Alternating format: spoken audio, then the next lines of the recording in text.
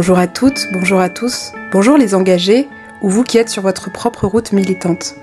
Merci de rejoindre à nouveau ces ondes et d'écouter des témoignages qui, je l'espère, vous éclairent sur les problématiques contemporaines auxquelles nous avons à faire face. Je suis Lucie Passard et vous ouvre une nouvelle fois les portes du podcast À Voix Libre. Aujourd'hui, nous partons 15 ans en arrière. Enfin, je pars 15 ans en arrière. Mes années lycée à Lille, c'était une sacrée histoire. Je n'étais pas retournée dans le nord de la France depuis 5 ans, mais une fois les billets de train pris et la décision actée de retourner au pays de la bière comme je l'appelle, j'ai écrit à mon ancien camarade de classe, Baptiste Ménard. Baptiste a 15 ans, il s'en fichait bien des filles, des mobylettes et des cigarettes.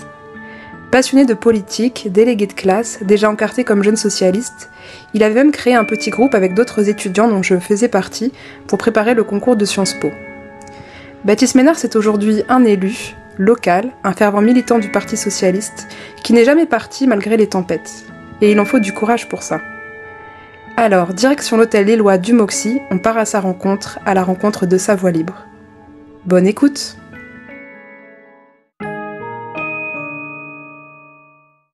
Bonjour Baptiste. Bonjour Lucie. Mais écoute, merci beaucoup de me recevoir et de recevoir les auditeurs dans ton QG, le Moxie à Lille, ton quartier général peut-être bientôt de campagne. Alors ça fait tout bizarre de se voir 15 ans après, parce que nous on se connaît déjà du lycée. Mais pour ceux qui ne te connaîtraient pas, en fait, si tu devais te présenter, Baptiste, ce que tu fais, ce que tu aimes faire dans la vie aussi au niveau personnel et professionnel, eh bien, que dirais-tu ? D'abord, te dire que l'émotion est partagée, ma chère Lucie. Se retrouver 15 ans après, ce n'est pas rien.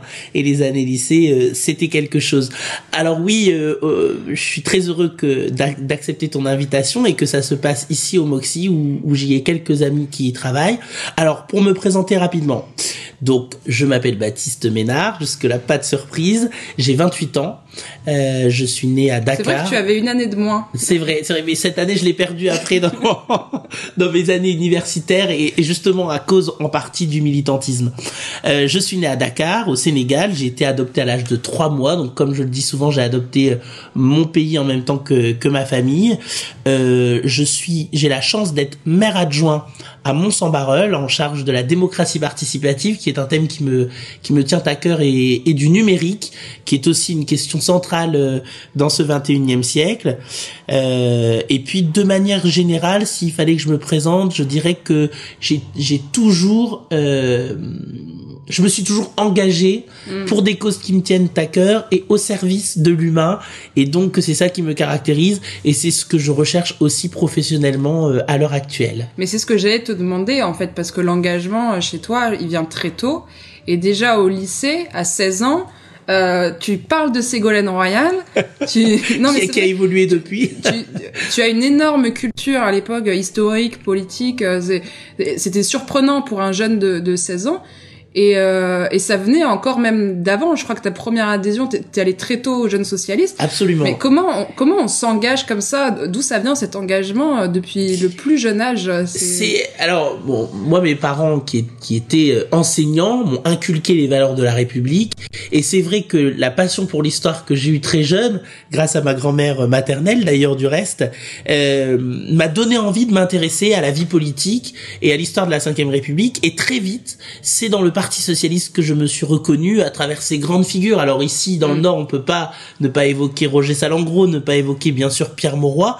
Et c'est vrai, à l'époque, Ségolène Royal me parlait particulièrement, justement en raison de son concept de la démocratie participative, parce que très tôt, j'ai eu le sentiment que beaucoup de citoyens se sentaient délaissés, ne se sentaient pas impliqués dans la vie politique, et donc je trouvais ça formidable qu'une personnalité politique s'engage de cette manière-là. Et puis bien sûr, pourquoi le Parti socialiste ? Parce que je voyais déjà les inégalités sociales, territoriales, et que j'avais envie d'apporter ma pierre et de ne pas être un spectateur. J'avais envie d'être acteur de ce jeu politique. Et donc, pour l'anecdote, pour mes 15 ans, j'avais demandé comme cadeau d'anniversaire à mes parents ma carte au mouvement des jeunes socialistes. Bon, quand j'ai su qu'elle ne coûtait que 15 €, je me suis permis quand même de demander quelques autres bouquins. Mais bon, voilà, c'est vrai que j'ai été engagé, tu l'as rappelé, mais dès le collège, comme délégué de classe, délégué au conseil d'administration, ce que j'ai poursuivi au lycée toujours avec la confiance de mes camarades de classe. Ah oui, je sais plus si t'as été délégué de notre classe. Absolument. Ah si, Absolument. d'accord. Ouais. Bon, je pense qu'il y avait pas beaucoup de candidats. Alors bon, c'est vrai que parfois j'ai gagné parce qu'il y avait pas beaucoup de combattants, mais parfois c'était une vraie bataille. Mais je les ai gagnés. Voilà, et donc... en tout cas, c'est toi qui nous a fait découvrir vraiment la politique. Je sais que donc on était en classe d'économie, économie et sociale, les sciences économiques et sociales. C'est comme ça qu'on disait. J'ai plein d'anecdotes qui me viennent et que j'aimerais repartager avec toi après. Et c'est vrai que tu nous as donné un peu cet élan-là, où en fait, moi, c'est toi qui m'as fait découvrir sciences politiques, et donc j'ai voulu passer le concours. Moi, pour l'histoire, je l'ai eu je l'ai pas eu, en fait, à une place sur la liste d'attente qui avait remonté tout l'été. Voilà. Mais c'est vrai que du coup, on avait formé un petit groupe, où on était, je sais plus, 5-6, et où on s'entraidait un petit peu pour sciences politiques.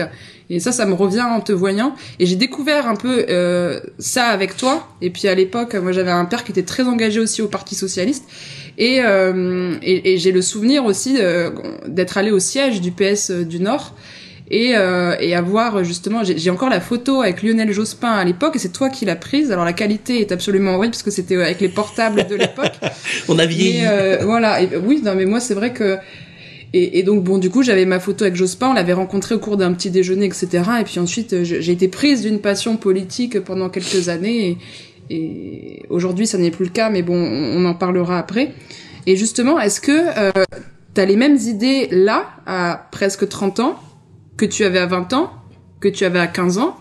Est-ce que ça évolue? Et comment ça évolue finalement? Alors, je dirais que les raisons qui m'ont poussé à m'engager sont toujours d'actualité, hélas, et qu'elles se sont même renforcées, puisqu'il y a de nouvelles inégalités qui sont apparues, et que donc j'ai toujours cette flamme militante et j'ai toujours cette envie de me battre pour faire en sorte que, enfin, nous puissions vivre dans une société plus égalitaire.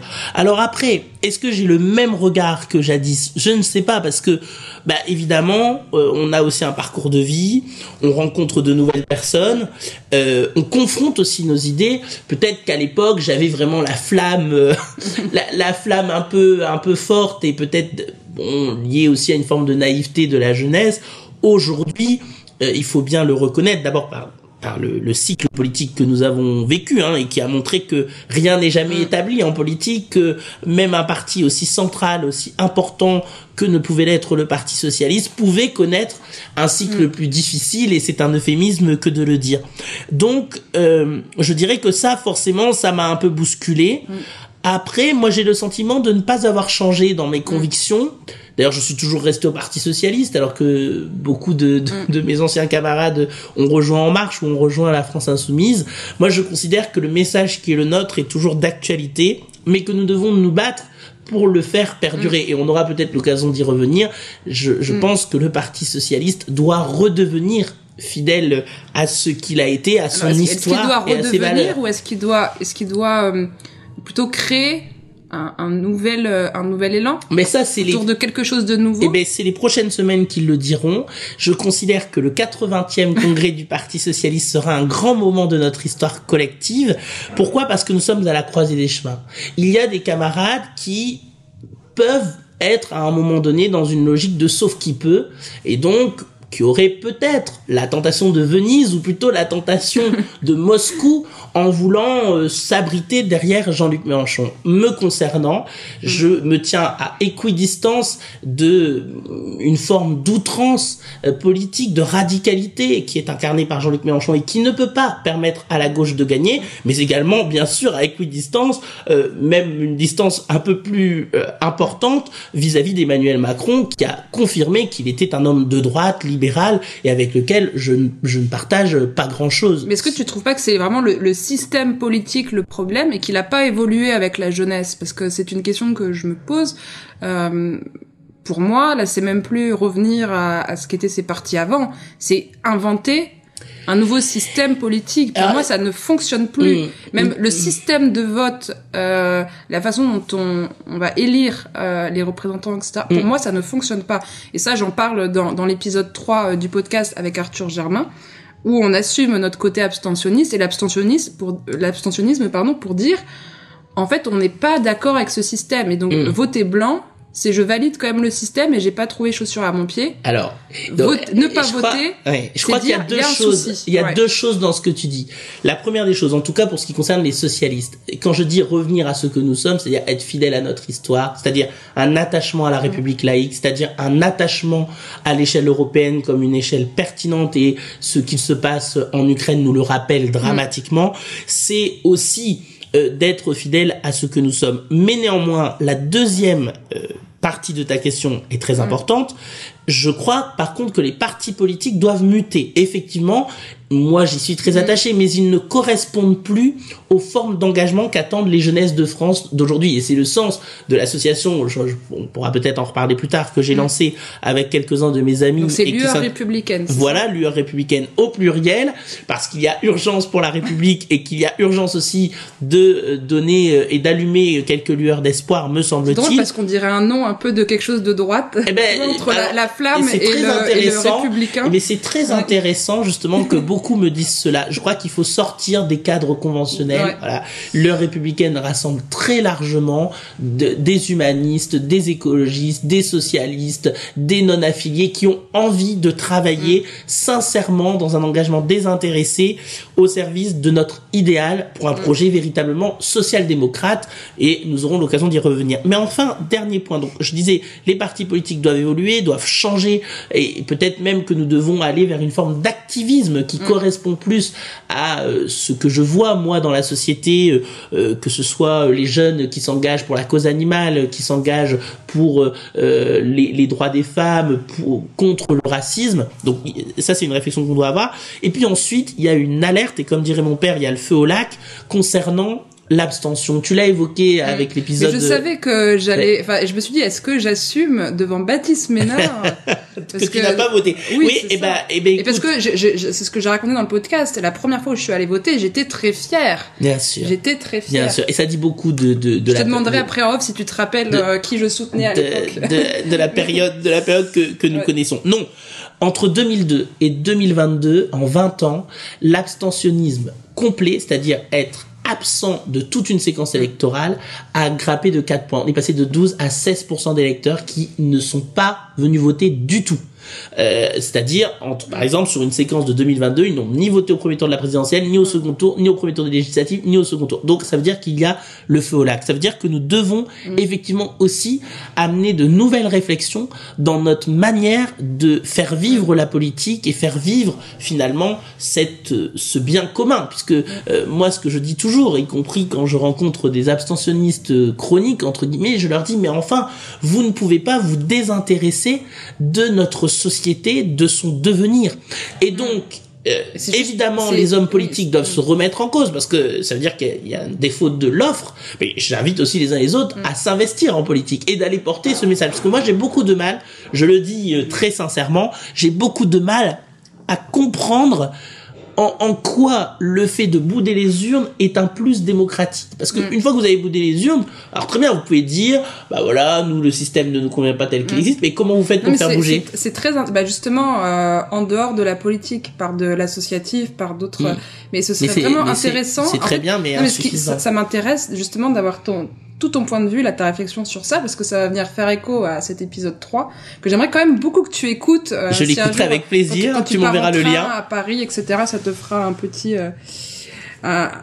quelque chose à écouter, parce que vraiment, c'était intéressant, et c'était un point que je voulais voir avec toi. De façon très concrète, parce que sur ce podcast, tout le monde n'est pas forcément un adepte de politique ou très, comment dire, partisan en tout cas. Oui, et puis on n'a pas tous les mêmes connaissances du système politique. Donc si tu devais résumer en fait un peu les valeurs, les enjeux, et tu as dit tout à l'heure les batailles qui te tiennent à cœur et que tu défends avec ton engagement, vraiment de façon concrète, des points voilà. Concrètement, c'est peut-être d'ailleurs ce qui manque malheureusement en politique aujourd'hui. Et là, c'est un constat d'échec que je vais faire, parce que je voyais la question arriver et je voyais la difficulté venir. C'est que politiquement, quand on milite dans un parti politique, que l'on se bat pour faire valoir un certain nombre de positions, ça ne suffit pas toujours pour que ça ait un impact concret. Pourquoi? Parce qu'aujourd'hui, les socialistes, par exemple, sont dans l'opposition au gouvernement. Donc, nous combattons les injustices multiples qui sont créées. On l'a vu avec l'assurance chômage, mais nous dénonçons aussi les manquements sur la cause écologique, par exemple, de ce gouvernement qui a été condamné par 2 fois pour inaction climatique. Mais une fois qu'on a dit ça, tu vas me dire, bah oui, mais concrètement, Baptiste, à part monter à la tribune, défendre ça, et c'est quand même très important, je le redis aussi ici, qu'est-ce que vous faites concrètement? Eh ben, c'est pour ça que de plus en plus de citoyens s'engagent effectivement dans des associations, mais pas seulement, aussi dans des collectifs informels, sur une temporalité limitée pour faire valoir ce qu'ils croient être juste. Alors moi, des fois, c'est vrai, j'avais ce sentiment jusqu'en 2020 de parfois un peu hurler dans le désert et finalement de ne pas avoir d'impact concret. Aujourd'hui, pour trouver cet impact concret, déjà, dans ma ville, j'ai le sentiment, à une échelle tout à fait modeste, mais de me battre pour réconcilier les Monçois qui en seraient éloignés avec la politique. Parce que quand je mets en place un budget participatif, que je permets à tout habitant de plus de 10 ans de déposer un projet pour changer sa ville, sur le domaine du sport, du loisir, du vivre ensemble, de la cause animale, ou bien encore du patrimoine, eh bien là, je considère qu'à mon échelon, j'essaye de le faire. Et donc, je trouve une forme d'action concrète, de la même manière que quand, sur le numérique, nous procédons au recrutement d'une conseillère numérique pour lutter contre les fractures numériques, qui sont une meurtrissure.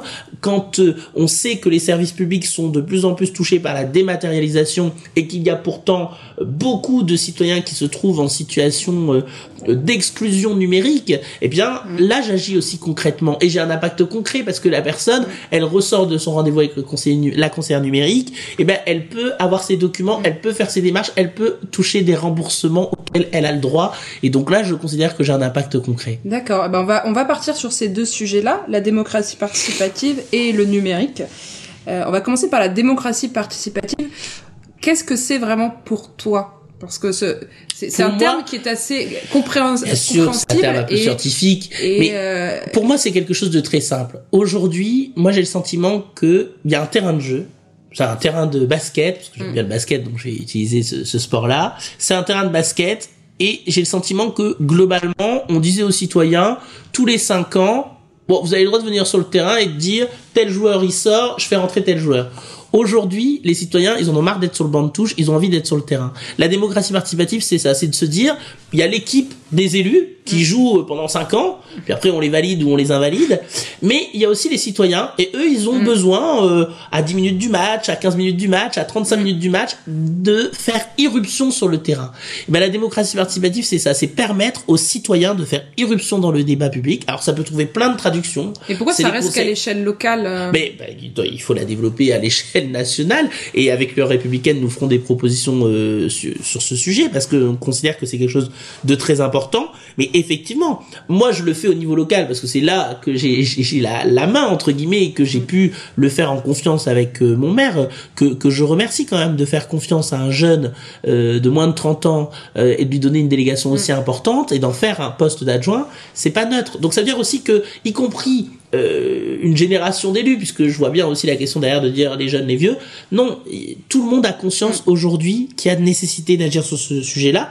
Donc tu vois, là par exemple, c'est un exemple concret, mais les citoyens ont besoin d'intervenir davantage. Effectivement, et c'est ce qu'on se disait, il faut vraiment que tu écoutes l'épisode 3. Bon, je vais vraiment écouter l'épisode et rencontrer Arthur Germain avec toi. Mais on n'avait pas trouvé la forme. Si tu veux, on se disait, nous, on est abstentionniste, c'est pas qu'on est détaché de la politique. Ah, pas du tout, je n'ai pas dit ça. Non, mais nous, on partait pour nous, venir une fois tous les 5 ans, etc., ça nous intéresse plus, et on aimerait faire autre chose. Alors on avait un peu réfléchi autour du micro, voilà, est-ce que s'il y avait pas à chaque fois, par exemple, une question d'ordre central, on ferait pas des référendums, et pourquoi on est obligé, alors ça c'est une autre question, mais on va peut-être pas partir sur ça tout de suite, mais tu sais, le système d'élection aujourd'hui, encore avec les papiers qu'on imprime en je ne sais pas combien, alors qu'on aurait la capacité de faire autrement avec un bulletin unique ou avec le numérique, etc.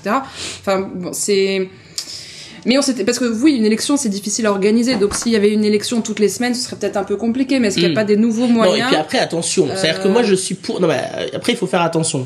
Moi je suis pour la démocratie participative. Je l'encourage, j'en appelle de mes vœux et j'en fais au niveau local. Mais la démocratie représentative, elle a aussi son importance dans le pays. Je veux dire, être élu, c'est pas n'importe quoi. transmettre une partie de son pouvoir décisionnel à des représentants, c'est pas n'importe quoi. On est d'accord que ça n'est pas n'importe quoi, mais qu'aujourd'hui, quand même, quand on voit certaines figures d'élus, excuse-moi. Mais peut-être, mais on s'intéresse toujours. Ça devient n'importe quoi. Oui, mais moi, j'en ai marre. Je vais avoir une forme de saine colère pour faire une forme d'hommage à Ségolène Royal que j'ai longtemps soutenue. Moi, j'en ai marre qu'on parle des 2-3 élus défaillants et qu'on ne parle pas de ces milliers d'élus qui s'engagent sans indemnité, parce que quand même dans les petites communes, c'est beaucoup de travail, beaucoup de difficultés, peu de services, peu de moyens et un engagement sincère et du 24/24 7 jours. Pourquoi on parle pas de ces élus-là? Pourquoi on n'en parle pas? Pourquoi on parle pas de ces élus-là pour justement retisser le lien de confiance entre... Donc moi, je profite du micro que tu me tends pour dire non, la majorité des élus, l'extrême majorité, 95% des élus font très bien leur travail, s'engagent en plus de leur vie familiale, en plus de leur vie professionnelle, au service des gens pour des causes qui leur tiennent à cœur. Et donc ça, il faut quand même le dire. Et donc moi, je pense qu'il faut aller vers une forme de démocratie inclusive, c'est-à-dire qui prennent en compte la démocratie participative, qui prennent en compte la démocratie délibérative, et nous ferons des propositions, et la démocratie représentative, parce qu'il faut pas l'oublier, et qu'elle est aussi très importante. C'est un triptyque. Ouais. C'est un plaidoyer pour une démocratie vivante. Ouais, voilà. C'est ça. Et donc, on a parlé aussi de ton autre rôle qui est lié là au numérique. Qu'est-ce que tu penses, toi, des usages du numérique aujourd'hui, donc de la sécurité sur Internet, du partage de connaissances peut-être en libre accès? Alors ça, c'est un autre épisode encore, ça c'est l'épisode 5 avec Florie Marie du Parti Pirate. J'ai beaucoup de retard. Je suis assez admirative du travail qui est fait par Florie et toute son équipe au Parti Pirate sur ces questions de numérique. D'accord.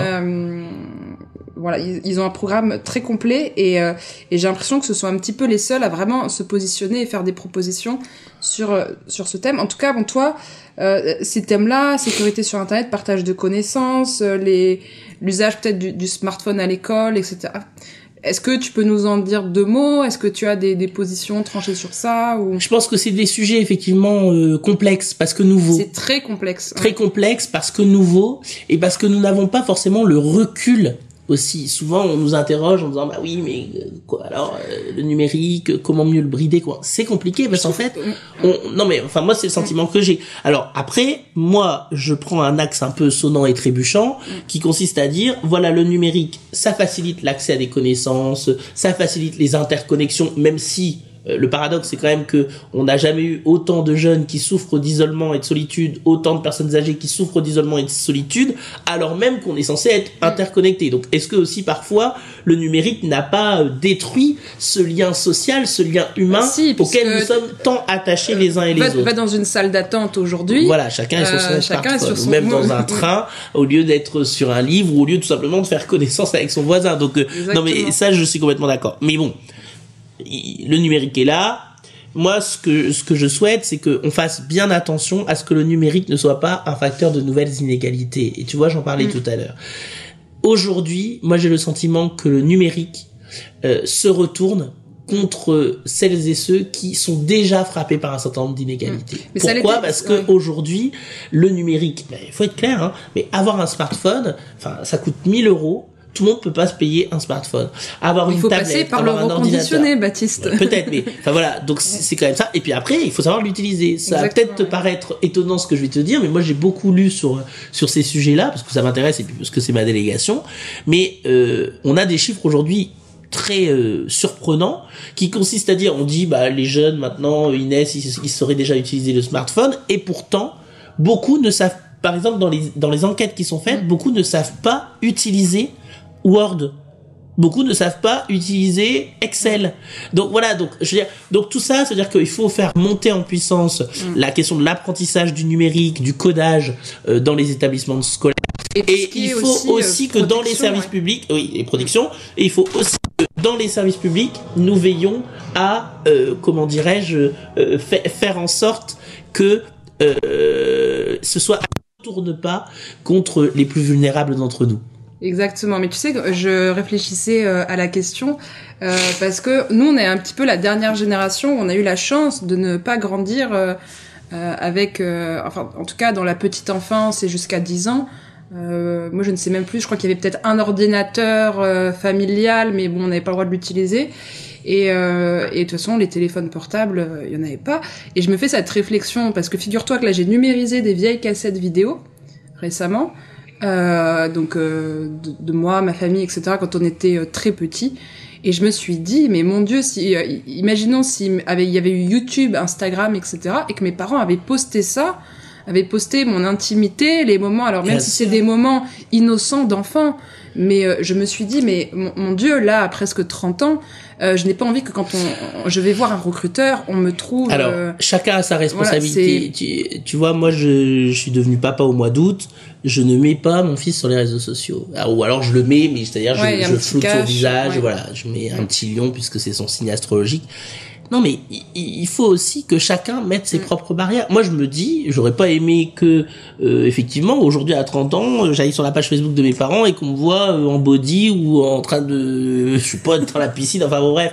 Donc, je ne fais pas à mon fils, ce que je n'aurais pas aimé qu'on me fasse à moi. Du coup, je le réalise là en regardant parfois sur les comptes Instagram, etc. Sûr, et on voit des enfants. C'est des responsabilités individuelles. Bien sûr. Mais peut-être aussi qu'il faudrait, tu as raison, et je le parlais tout à l'heure de la montée en puissance du numérique à l'école, faudrait peut-être aussi sensibiliser les jeunes, peut-être même aussi leurs parents. Hein. Moi, je ferai aussi des propositions sur la question de la parentalité. Compte tenu aujourd'hui d'un certain nombre de problématiques qui émergent dans la société, je pense qu'il faut aussi, après tout, parents, c'est le seul métier qu'on n'apprend pas, donc il y a peut-être aussi des choses à faire, mais faire des propositions pour ça évolue, faire prendre conscience aux uns et aux autres de l'impact du numérique et aussi quelque part d'une incapacité ensuite à en maîtriser la destination. Une fois que vous postez la photo, elle est partie, quoi.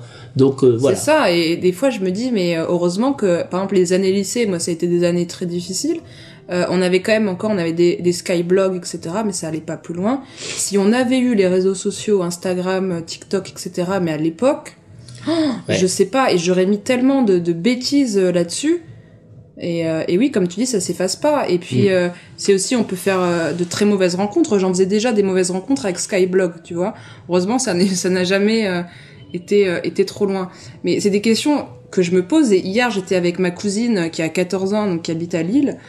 Et je disais, mais moi, c'est de toute façon, si un jour j'ai des enfants, il y aura pas de téléphone portable avant le lycée. Et elle en était scandalisée. Elle en était, mais si, non. Moi, j'ai eu mon portable en seconde. Bah je n'ai pas eu avant. Et déjà à l'époque, pourtant, il y avait beaucoup de mes amis qui en avaient un. Oui, parce que je sais pas si tu te rappelles, à la rentrée de seconde, on nous avait demandé qui avait un portable ou pas, et on devait être. Moi, je sais que je l'avais pas parce que je l'ai eu aux vacances de la Toussaint. Ouais, donc moi à la rentrée, j'avais pas, et on devait être 2 ou 3 à pas l'avoir. Oui, moi je devais en faire partie parce que moi je l'ai eu assez tard. Enfin, je l'ai eu en seconde, mais je l'ai pas eu dès mon entrée en seconde.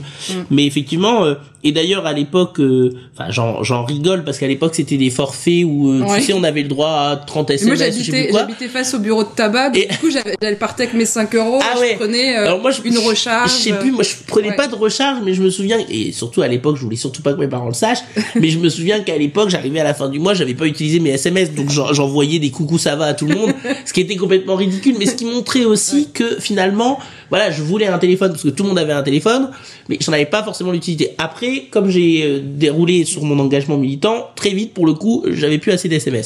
Mais voilà, au début clairement non. Donc tout ça doit nous interroger effectivement.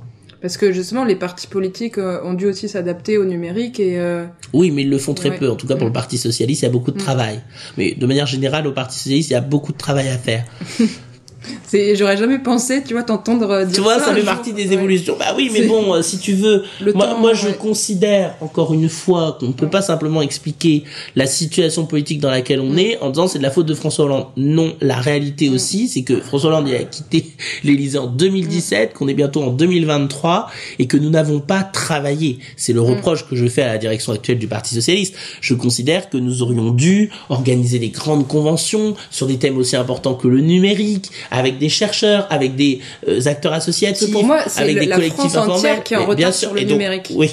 Et donc voilà, nous aurions dû travailler. Nous ne l'avons pas suffisamment fait. Et donc je considère qu'il faut maintenant s'y mettre. Et à défaut que les partis politiques le fassent, c'est peut-être aussi pour ça qu'il y a autant de think tanks, d'associations comme l'Union républicaine par exemple, mais il y en a d'autres qui se forment parce que les gens ont quand même soif et envie de travailler sur le fond, d'échanger et de formuler de nouvelles propositions qui répondent aux défis climatiques, économiques et démocratiques qui se font jour. Là, ça m'intéresserait de savoir quelques propositions que tu pourras avoir. Est-ce que nous, alors déjà parce que je peux pas tout dire, ce serait compliqué, mais nous avons un site internet sur lequel on pourra y revenir, hein, mais là justement ça m'intéresse d'avoir peut-être tes idées à toi en dehors des idées de ton parti. Oui, alors du Parti socialiste. Oui. Ah oui, moi par exemple, je suis pour comment dirais-je un versement automatique des aides d'État. Pourquoi? Parce que je considère que en fait en France, il y a tout un système d'aide, c'est notre modèle social et c'est sa richesse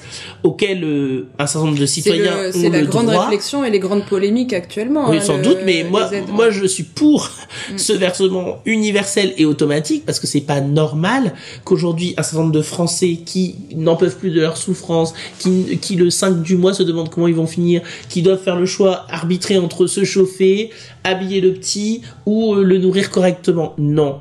Donc là-dessus, il faut maintenant que l'on avance. Ça, c'est une proposition forte que la gauche devrait porter. Je suis aussi pour permettre une forme de bouclier alimentaire pour faire en sorte que tous les jeunes puissent manger à leur faim, dans de bonnes conditions.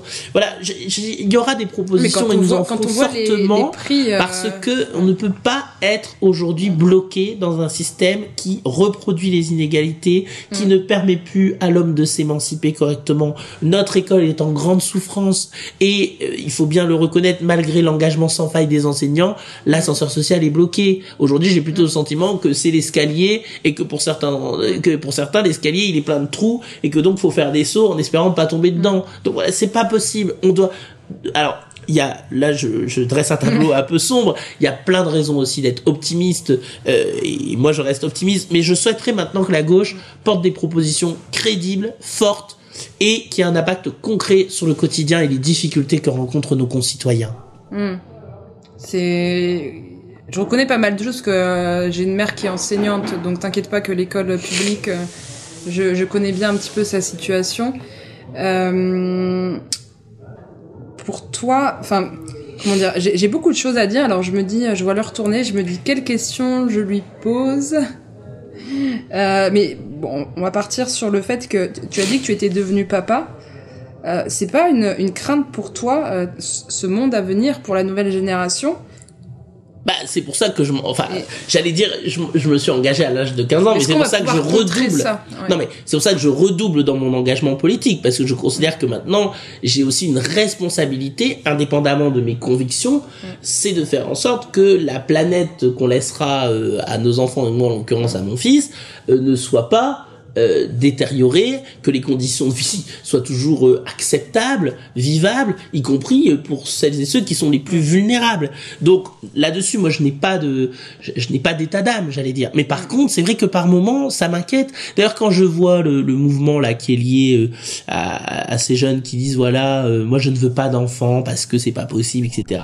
Bon, moi je ne suis pas là-dedans parce que encore une fois, je suis de nature optimiste. Je crois en l'homme avec un grand H, c'est-à-dire aussi bien sûr je crois au genre humain et je considère que si nous nous engageons, si nous menons des batailles, y compris idéologiques, politiques, pour convaincre, nous pouvons parler à l'intelligence de l'homme, nous pouvons parler à la raison du genre humain et nous pouvons réussir. Il n'y a pas de fatalité. Et donc c'est pour ça que moi je reste optimiste, même si les raisons d'inquiétude sont nombreuses aujourd'hui. Et donc, c'est pour ça aussi que j'ai appelé à la nécessité dans les partis politiques, mais pas seulement, de travailler sur le fond et d'avoir des propositions qui entrent en résonance avec ce que nous vivons, parce qu'il y a urgence. Il y a urgence climatique, il y a urgence démocratique, on en parlait tout à l'heure, il y a urgence sociale, il y a urgence territoriale. Et donc, face à toutes ces urgences, nous devons apporter des propositions, des solutions, et des solutions populaires mais pas populistes, parce que voyez, le discours, on voit bien la simplicité aujourd'hui, elle est sur l'outrance, elle est à dire que à un problème extrêmement compliqué, il y a une solution extrêmement simple. Ce n'est pas vrai. Donc il faut pas mentir aux gens. Il y a des difficultés. On devra faire des choix. Moi je souhaite qu'on fasse des choix toujours tournés vers l'humain. La droite fait d'autres choix, l'extrême droite également, et l'extrême gauche aussi. Donc je souhaite que ce bloc social-démocrate, écologiste, européen puisse faire des propositions fortes et puisse réémerger dans le paysage politique. C'est le sens de mon engagement au sein du Parti socialiste et même ailleurs. Et au-delà de l'engagement politique, est-ce que tu as d'autres engagements associatifs, je sais pas, sportifs, culturels? Parce que je sais pas ce que t'en penses, mais moi je me suis toujours dit, si déjà... Les gens vont dire il y a trop de causes sur Terre, et la preuve avec ce podcast, c'est que les sujets sont multiples. Mais si déjà chaque personne s'engageait, ne serait-ce que dans l'association sportive de sa ville... oui, bien sûr. Moi, ce serait déjà un grand pas. Donc, bon, moi, j'ai dû renoncer aussi, parce qu'à un moment donné, il faut être honnête, une journée, ça dure 24 heures. On ne peut pas être sur tous les fronts. Moi, je suis déjà, je fais déjà beaucoup de choses. Donc, j'ai dû renoncer. Et en plus, tu as quand même le temps de boire le café avec moi. Voilà. Mais j'ai dû renoncer, bien sûr.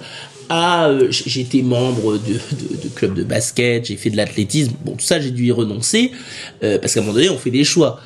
Par contre, moi, je considère que j'ai quand même une implication dans la société parce que je suis élu dans ma ville, et donc être élu municipal, c'est contribuer à changer la société au niveau local, c'est soutenir le tissu associatif, c'est encourager la pratique sportive, c'est voilà. Donc moi, cet engagement, il est là. Mais après, aujourd'hui, il y a, je crois, 1 Français sur 3 qui est membre d'une association et 1 Français sur 2 qui s'y engage. Donc ouais, tu vois, ça fait des raisons d'espérer. Baptiste, on va passer à la question signature du podcast. D'accord. Pour toi, c'est quoi être militant? Alors, être militant, c'est avoir cette flamme de gauche. Les gens ont un temps de réflexion énorme. Non, être militant, c'est avoir des... Non, moi, je suis un militant. C'est pour ça que je dis toujours, je suis aujourd'hui un militant politique. Peut-être que demain, je serai un militant tout court. Être militant, c'est avoir des convictions et se battre pour qu'elles soient le plus partagées possible. Je le dis aussi simplement que cela. C'est génial, c'est une très bonne définition, vraiment, et dans laquelle je me reconnais beaucoup. Quels sont là un peu tes projets pour la suite? Tu repars en campagne? Alors oui, je vais mener campagne au sein du Parti socialiste. Parce qu'on attend ta candidature à la présidence. Hein, non mais depuis, c'était quelle année qu'on était en seconde? Je sais pas, 2009, 2008. Oui, ça doit être dans ces eaux-là. Voilà, oui. Et on en plaisantait. On attendait déjà beaucoup que tu te présentes et que. Écoute. Pour toi, je ne serais pas abstentionniste. Tu vois, j'irais mettre un bulletin en souvenir du bon vieux temps. Alors, il faut que ce podcast soit très partagé. Il faut que tu partages la conviction militante que tu as de me soutenir. J'apprécie grandement. Non, mais plus sérieusement, moi aujourd'hui, je vais m'engager. Alors, là, pour le coup, ça parlera pas à tous les citoyens, mais le Parti socialiste est un parti qui a bien des défauts, mais qui a au moins une qualité, c'est qu'on vote à tous les étages. On peut être candidat pour représenter son territoire, son département, et au niveau national. Donc moi, je vais m'engager, comme je te le disais tout à l'heure, dans la bataille interne du 80e congrès du Parti socialiste, pour faire valoir ma conviction, qui est celle que nous devons redevenir ce que nous sommes, être fidèles à notre histoire, à nos valeurs, que nous devons faire muter nos pratiques militantes, que nous devons nous ouvrir à la société civile. Et donc tout cela, je le ferai au sein du Parti socialiste. Je pense que le Parti socialiste, moi la NUPES, je ne sais pas ce que c'est. J'ai entendu. Donc tu es contre l'alliance. Non, mais j'ai entendu des responsables politiques nous dire que on ne savait pas ce que c'était que être de gauche mais ne pas être dans la NUPES. Eh bien c'est par exemple faire comme Baptiste Ménard, c'est-à-dire moi-même, c'est-à-dire considérer que nous sommes socialistes, que nous sommes attachés à une gauche de gouvernement. Moi je n'ai rien contre la NUPES en tant que telle. Je pense que à un moment donné les électeurs de gauche souhaitaient l'union, donc ils ont encouragé ce rassemblement. Mais une union n'est pas un but en soi, elle doit être un moyen. Et moi je suis partisan de l'union de la gauche comme un moyen de permettre à la gauche d'être aux responsabilités, pas d'être une gauche de l'incantation, une gauche de la protestation, une gauche de l'outrance qui finalement n'a que d'autres services que de rendre la victoire de la droite inéluctable. Non, je crois en une gauche de gouvernement, une gauche qui se confronte au réel, comme disait Jaurès, d'une gauche qui affronte la société et d'une gauche qui veut gouverner pour la transformer, pour la rendre plus juste. C'est ça mon engagement, et moi, je vais m'engager fortement dans ces prochaines années parce que je ne peux pas me résigner à la montée inexorable de l'extrême droite, à la fusion des droites qui est à l'œuvre, à une forme de dilution de ce qu'est la politique dans un espèce de ventre mou macroniste que personne ne comprend. Mais je ne me résigne pas non plus à voir toute la gauche de gouvernement, celle à laquelle je suis attaché, celle à laquelle j'appartiens, se confondre avec une radicalité qui est une impasse électorale. Pourquoi ? Parce qu'on se réduit sociologiquement et donc on se réduit électoralement. Et Baptiste, quel conseil tu donnerais à un jeune qui veut s'engager ? Je pense qu'ils n'ont pas besoin de mes conseils, parce que je pense que quand on a envie de s'engager, on n'attend pas justement un conseil, on n'attend pas un ordre, on a envie de le faire et donc on trouve les voies et moyens de le faire. Mais je dirais quand même, du fait de cette petite expérience que j'ai, tout à fait modeste mais réelle, je dirais que c'est parfois très dur, parce que l'engagement se confronte au réel, justement, et donc parfois le réel n'est pas appréciable, n'est pas enviable, parfois on s'engage et puis on perd. Moi, je suis au Parti socialiste, donc on a beaucoup perdu ces dernières années, donc c'est pas toujours évident, mais je lui dirais que tant qu'il croit en ce qu'il fait, tant qu'il a ses convictions, ses valeurs et cette envie de s'engager, je lui dirais de poursuivre, de tenir bon et de convaincre, parce que c'est ça dont on a besoin. On a besoin d'une société où les citoyens s'engagent. Ça peut être dans un parti politique, ça peut être dans une association, ça peut être dans son quartier, ça peut être dans sa famille. Moi, je vois toutes les personnes qui sont aidantes, qui aident leurs parents, leurs grands-parents. Je trouve ça formidable et je pense que c'est une des raisons d'espérer. Et donc, je fais aussi un plaidoyer pour s'engager dans la société, bien sûr. Merci beaucoup, Baptiste. C'était très riche. J'ai encore beaucoup de questions à te poser, mais je sais que il faudra un autre épisode. Exactement, mais je pensais faire quelque chose peut-être de l'ordre de retrouver mes invités 5 ans après, etc. Et puis on réécoute l'épisode, et puis on en reparle, on voit si on a évolué. Bon, on n'en est pas encore là, mais voilà. Alors, on peut te retrouver où ? Peut-être sur... on peut me retrouver sur Twitter et sur Facebook. Je suis un vieux, donc je n'ai pas TikTok. Non, mais je plaisante, mais parce qu'on parlait de ça. Non. Ouais. Oh, je pense qu'à un moment donné, il faut mettre des limites. Et puis après, bien sûr, on peut me retrouver aussi sur le site de notre association, l'Union républicaine. Voilà, où on publie et où surtout, moi, je profite de cette émission, de ce micro tendu, pour justement appeler à l'engagement au sein de cette association, parce qu'on d'abord on rencontre des personnes formidables, et puis deuxièmement parce que voilà, on a besoin de lieux, d'espaces souples qui ne sont pas apolitiques mais qui sont apartisans et qui permettent à chacun de venir comme il est, avec les conditions qui sont les siennes. L'engagement, tout ça, c'est des moyens aussi de rencontre. Absolument. C'est des histoires de rencontres. Absolument. Voilà, qui forgent après, qui sont souvent des amis d'une vie. Absolument. Voilà, j'aurais pas pensé dire ça à 15 ans, tu vois, et puis mais on le dit à 30. Voilà. Eh bien, merci beaucoup, Baptiste. Merci beaucoup à toi. Et puis à très bientôt sur les ondes. À bientôt. Et puis j'écoute l'épisode 3, 4, 5, enfin tous ceux que j'ai loupés. Allez, à bientôt. À bientôt. Cet épisode en compagnie de Baptiste Ménard est maintenant terminé.